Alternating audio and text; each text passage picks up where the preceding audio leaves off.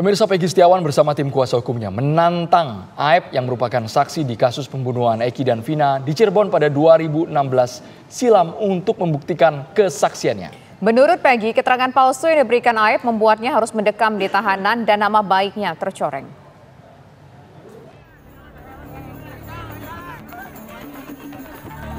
Peggy Setiawan tak kuasa menahan emosi kepada Aep karena memberikan kesaksian palsu atas pembunuhan Vina dan Eki di Cirebon pada tahun 2016 silam.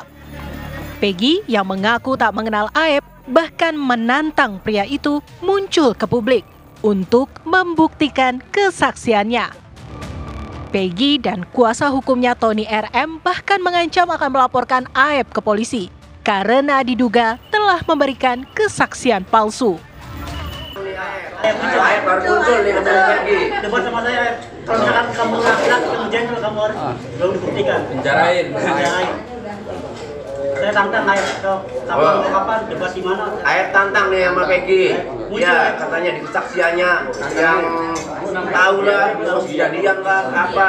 Aep tantang sama Peggy. Kalau kamu laki-laki, tunjukin bahwa kamu Kalau Aep tidak.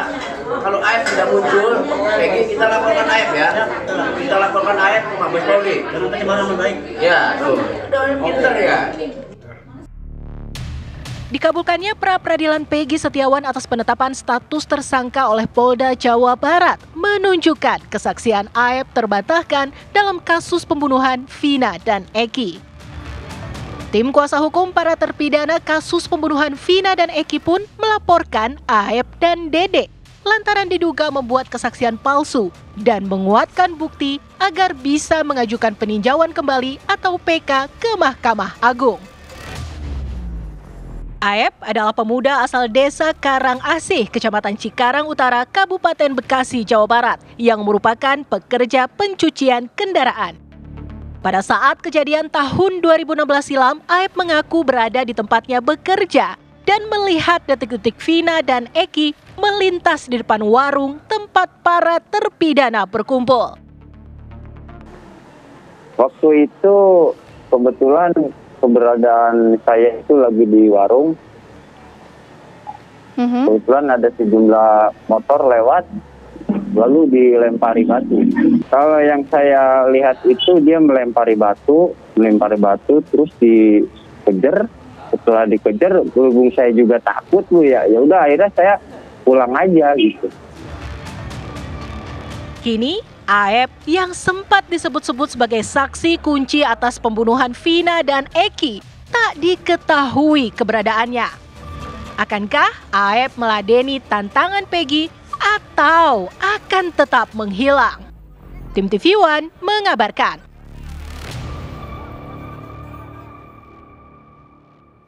Mantan tersangka Peggy Setiawan menantang Aep untuk membuktikan kesaksiannya atas kasus pembunuhan Vina Eki karena diduga memberikan keterangan palsu serta menyudutkan banyak pihak.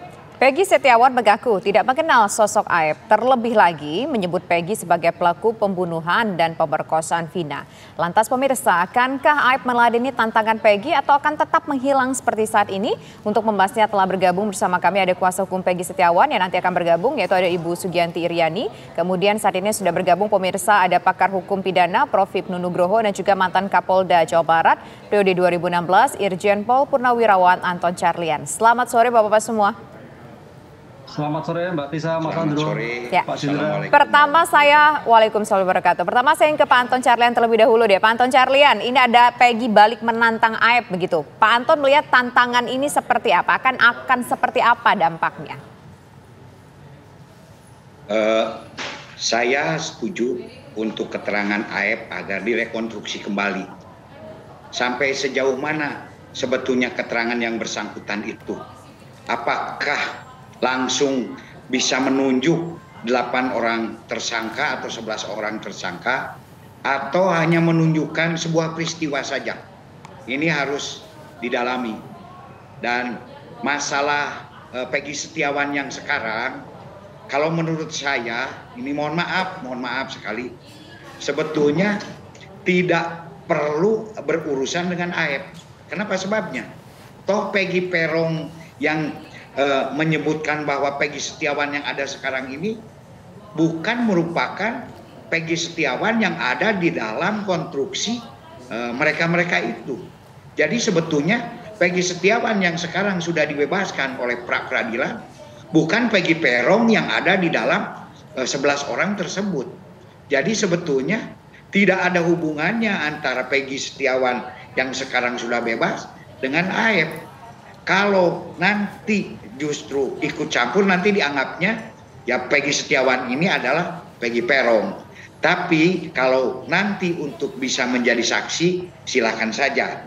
Karena jelas-jelas Peggy Setiawan sekarang kan sudah dibebaskan oleh hukum pra-peradilan, putusan pra-peradilan tersebut. Otomatis Peggy Setiawan yang sekarang ini tidak ada hubungannya sama sekali dengan kasus yang terjadi dalam pembunuhan Vina dan Eki. Nah, jadi di sini sebagai apa peran Peggy Setiawan yang sekarang?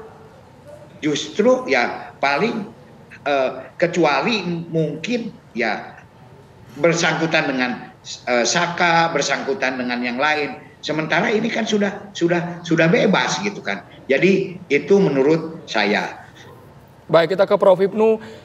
Kesaksian dari Aep ini dianggap Peggy menjerumuskan dirinya hingga ketahanan di kepolisian, Prof. Hipnu. Apakah memang betul kesaksian dari Aep ini semuanya keliru atau bisa dipegang jadi dasar untuk pemeriksaan pihak kepolisian, Prof. Hipnu?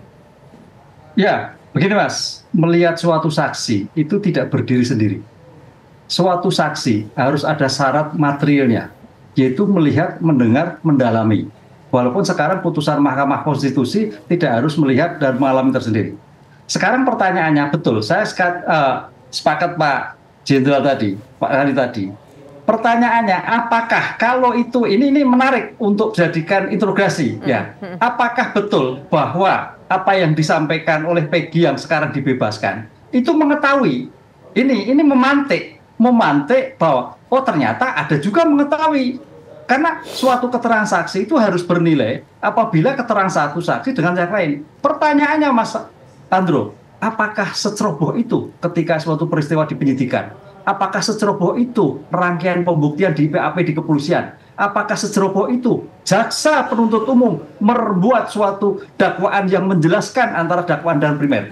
Ini yang saya kira akan harus dibuka dalam suatu keterangan tersebut. Jadi kalau tantang-menantang itu belum bisa. Tantang-menantang harus berdasarkan bukti-bukti pendukung, bukti-bukti yang berkait, yang menentukan bahwa Aep tidak terlibat, atau sebaliknya Aep yang terlibat. Inilah yang saya kira suatu yang menarik ketika Peggy Setiawan yang sudah bebas dalam tanda petik bebas secara formil ini akan memberikan keterangan yang mungkin bisa memantik tahu, bisa-bisa nanti akan menjadikan suatu bukti baru lagi bagi Polda Jawa Barat.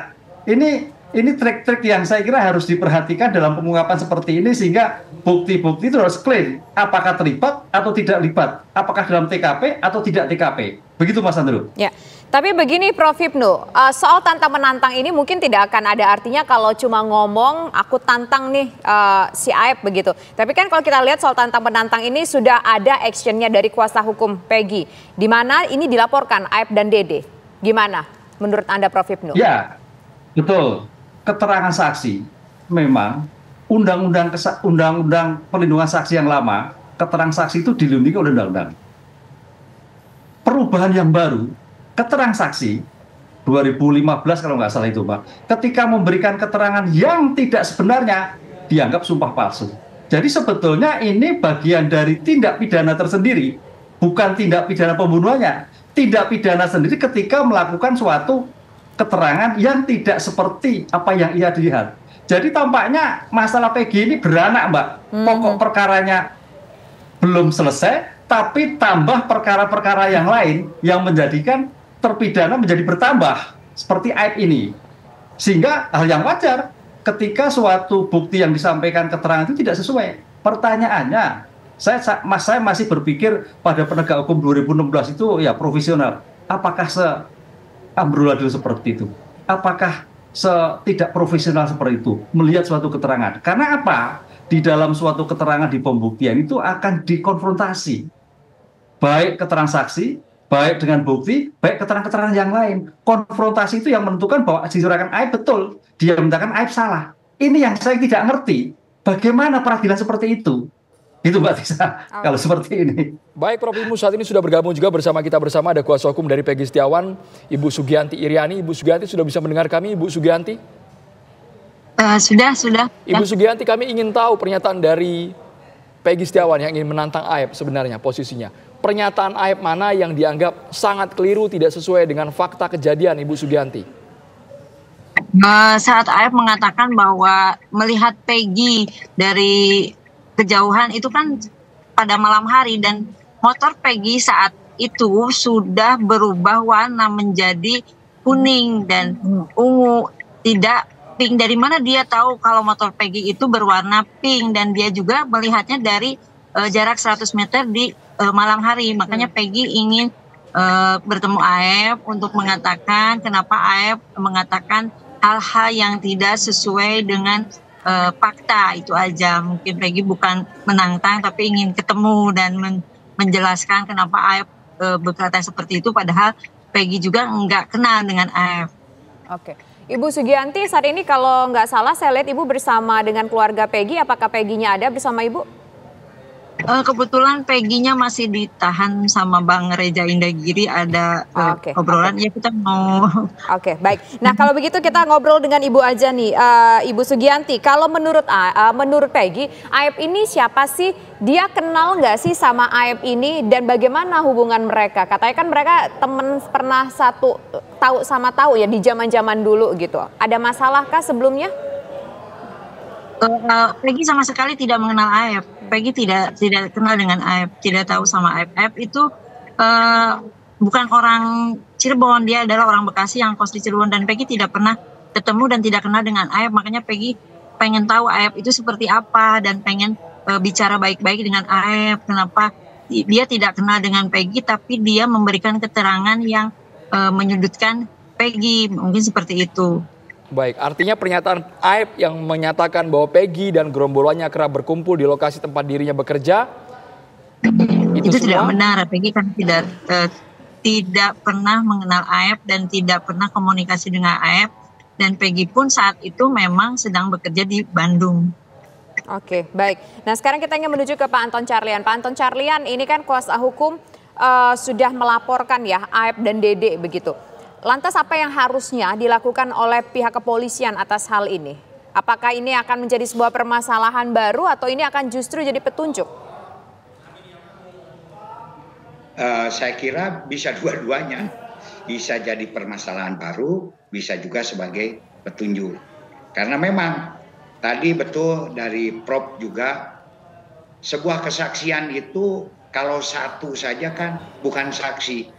Ulus testis, nulus testis. Satu saksi adalah bukan saksi. Dan di sini pun juga dari berita acara yang lama ini, yang menyebutkan bahwa Peggy Peron sebagai salah satu pelaku itu ada 6 kesaksian, gitu kan, yang bersamaan dan dianggap signifikan oleh Polri. Dan juga di samping itu terus terang saja juga dikaitkan dengan barang bukti yang ada. Adapun di sini peran Aib itu sendiri memberikan kesaksian itu, pointer-pointernya itu apa saja? Apa betul menunjuk satu-satu orangnya atau hanya menerangkan sebuah peristiwa saja? Ini harus didalami.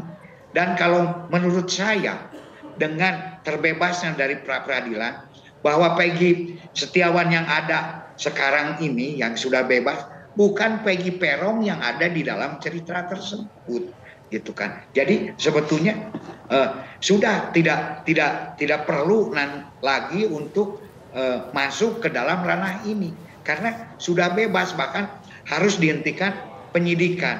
Pak Anton. Justru nanti kalau masuk ke sini jangan-jangan nanti malah jadi sebuah petunjuk, gitu kan. Ini karena ini pun juga ya untuk Peggy Setiawan sekarang pun juga kan belum dihentikan penyidikannya.